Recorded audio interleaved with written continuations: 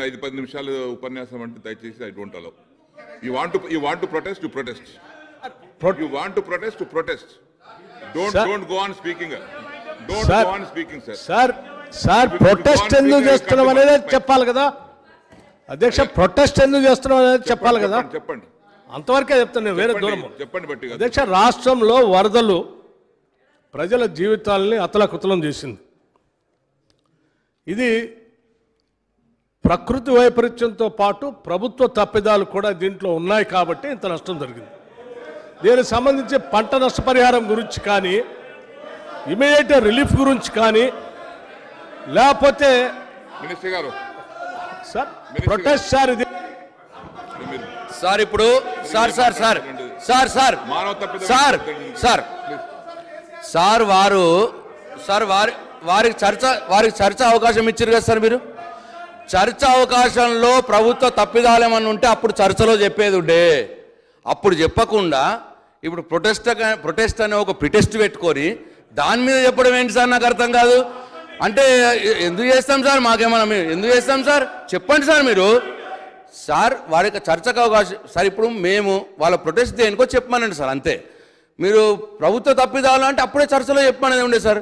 మేము చెప్పి వాళ్ళకి మేము అది జవాబు చెప్పినాం. జవాబు చెప్పింది నచ్చకపోతే చెప్పమనండి సార్. ప్రొటెస్టు చర్చలో చెప్పాల్సింది ఇప్పుడు చెప్తే ఎట్లా సార్? మీరు నా జవాబు అయిన తర్వాత మీరు అడిగిన దానికి చెప్పినాం మేము జవాబు. మా జవాబు మీద చెప్పండి. మీకు నచ్చకపోతే ప్రొటెస్ట్ చేయండి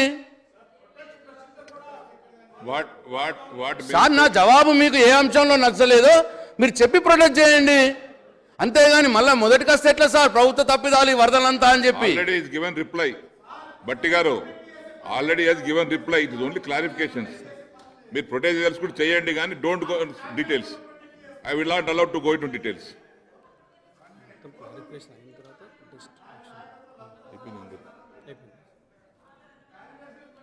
బట్టి గారు సార్, నేను ప్రొటెస్ట్ ప్రొసీజర్ని ఫాలో అవుతున్నాను సార్. I'm not deviating. ప్రజల తరఫున మేము అడిగినటువంటి అనేక అంశాలకు సంబంధించి సమాధానం ప్రభుత్వం నుంచి రాలేదు కాబట్టి, ముఖ్యంగా ఇమీడియట్ రిలీఫ్ గురించి కానీ, ఇల్లు కోల్పోయినటువంటి వాళ్ళకి ఇచ్చేటువంటి నష్టపరిహారం గురించి కానీ, పంట నష్టపోయినటువంటి వాళ్ళకి ఇచ్చే నష్టపరిహారం గురించి కానీ, లేకపోతే ఇంత పెద్ద వరద ప్రమాదం సంభవించినప్పుడు కనీసం సభానాయకులు సభకి ఈ రాష్ట్రాన్ని సమాధానం చెప్పి కొంత సంతృప్తి పరచాల్సినటువంటి వివరాల్లోకి వారు తీసుకొని వెళ్ళలేదు కాబట్టి మేము ఈ అంశం పైన ప్రొటెస్ట్ చేస్తూ వాకౌట్ చేస్తున్నాం సార్. మినిస్టర్ గారు సార్, ఇది ఏమన్యాయం సార్? ఇది అన్ని విషయాలు చెప్పిన సార్. ప్రతి అంశం మీద మేము టెంపరరీ రిస్టోరేషన్ కోసం ఎంత మాకు అవసరం ఉంది, పర్మనెంట్ కోసం ఎంత అవసరం ఉంది, ప్రతి విషయం మీద వాళ్ళకు సవివరంగా చెప్పినాం సార్. వాళ్ళకి ఏంటంటే బాధ, మేము వర్షాలు పడ్డప్పుడు పోయినసారి మేము రైతులకు ఇవ్వాల్సింది మేము ఇవ్వలేక, తెలంగాణ ప్రభుత్వం వచ్చినాక కేసీఆర్ ప్రభుత్వం ఇచ్చింది ఆ పంట నష్ట పరిహారం అని చెప్పి ఇప్పుడు బయటపడ్డది సార్. ఇది ప్రజలకు ఇప్పుడు తెలిసిపోయింది. ఇప్పుడు ఆ బాధ ఉంది సార్ వాళ్ళకి. అందుకోసమే ఈ ప్రొటెస్టు వాకౌట్ నాటకం చేస్తున్నారు సార్. వాళ్ళు ఉన్నప్పుడు ₹1 ఇవ్వలేదు రైతులకు, ఊరికే మభ్యపెట్టిరు 5 సంవత్సరాలు.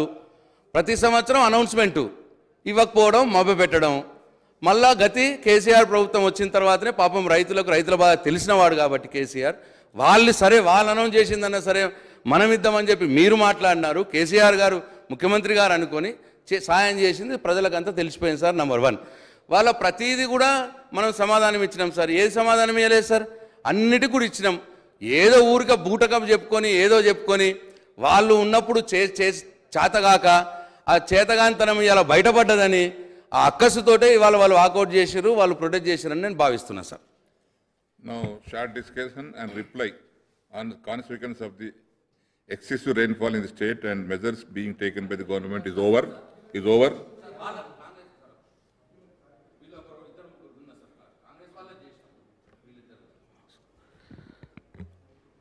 సార్, ఈటెల గారు మాట్లాడుతూ ఆ చెక్ డ్యామ్ విషయంలో అన్నారు సార్.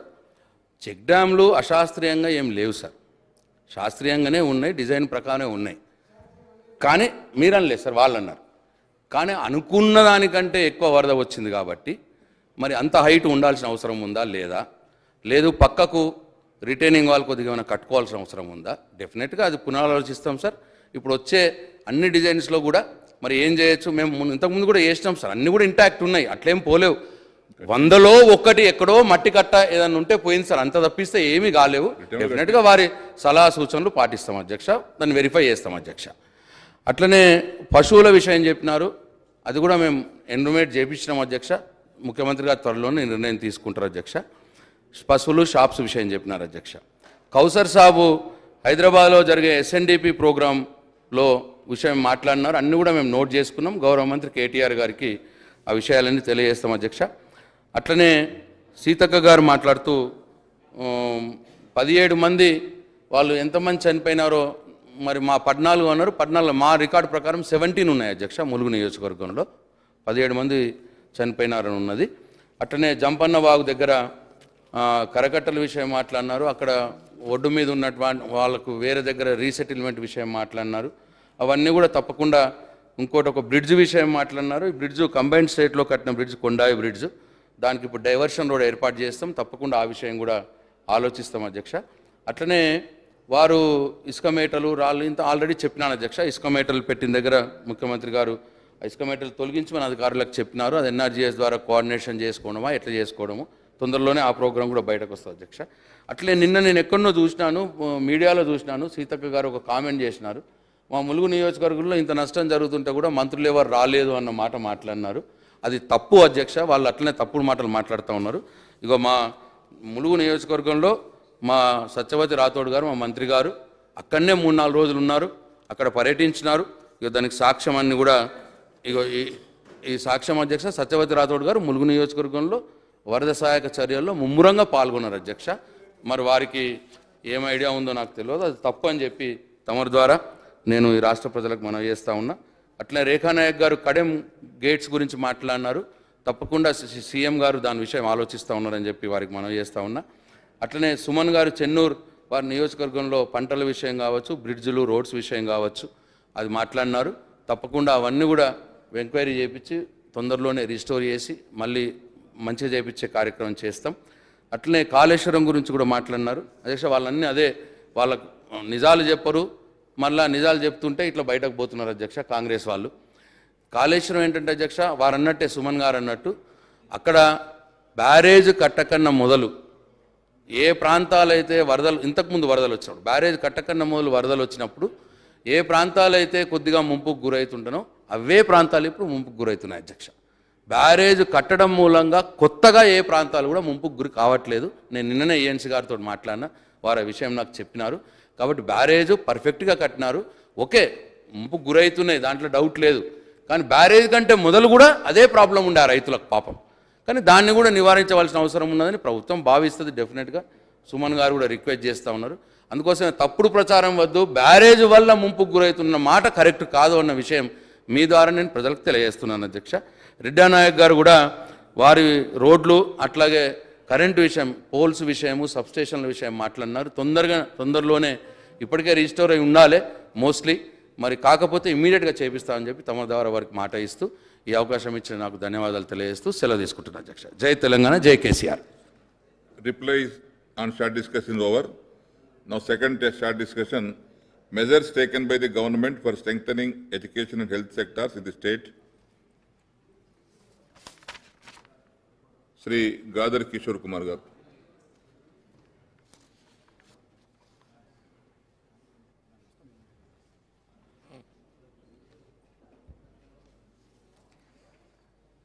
అధ్యక్ష, తెలంగాణ రాష్ట్ర విద్యా వ్యవస్థ